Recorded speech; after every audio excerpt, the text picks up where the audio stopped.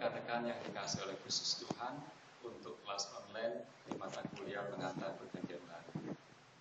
Untuk pertemuan minggu yang ke-8, saya berharap teman-teman mengalami kemajuan setelah melalui satu minggu ke minggu berikut. Tetap semangat untuk mengisi beberapa tugas, mengirimkannya kepada saya, dan kita bisa berinteraksi di kolom forum yang telah tersedia.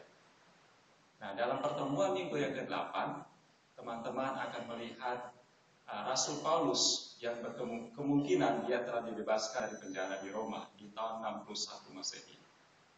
Dan ketika dia dibebaskan dari penjara setelah tahun 61 Masehi, kita dapatkan datanya itu di Filipi pasal yang pertama, di ayat yang ke-25, di mana ada keterangan berkenaan dengan Rasul Paulus. Demikian juga di dalam surat Timotius. Dan kita tahu bahwa Rasul Paulus belum pernah ke Pulau Kreta.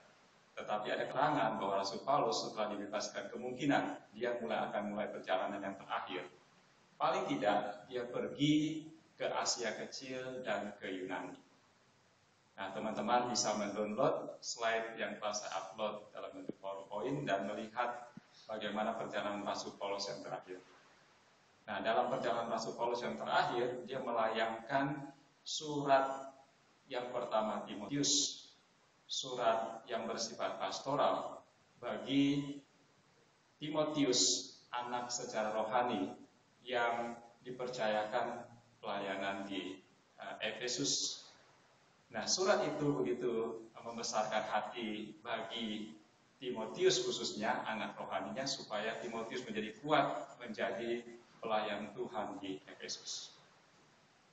Dan di dalam surat Timotius ada kualifikasi berkenaan dengan pemilik gereja, berkenaan dengan diaken, ketentuannya secara umum yang memang pada saat itu penekanan daripada Rasul Paulus adalah pelayanan atau menjalankan fungsi daripada pemilik atau diaken, tidak bersifat struktural.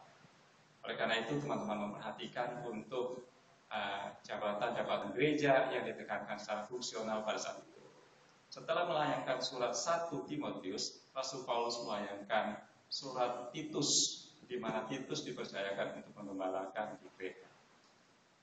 Nah, Rasul Paulus juga membesarkan hati daripada Titus supaya pelayanan di sana, sekalipun mengalami kesulitan ketika Titus mengembalakan di Kreta, berhadapan dengan orang-orang yang sungguh menentang akan kebenaran, tapi melalui surat pribadi Rasul Paulus berharap supaya dia mengalami kemajuan di dalam pelayanan rohani di tengah jemaat. Nah, setelah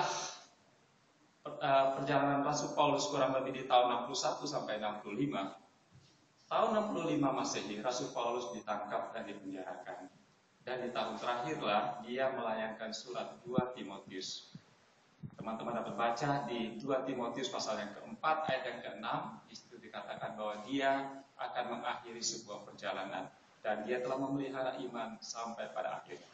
Surat itu juga dialamatkan secara khusus bagi Timotius, anak rohaninya, supaya apa yang telah dikerjakan oleh Rasul Paulus ditindaklanjuti oleh Timotius. Saya berharap 3 surat yang bersifat pastoral tersebut akan memberkati rekan-rekan di dalam pertemuan yang ke-8. Selamat berjuang, Tuhan memberkati kita.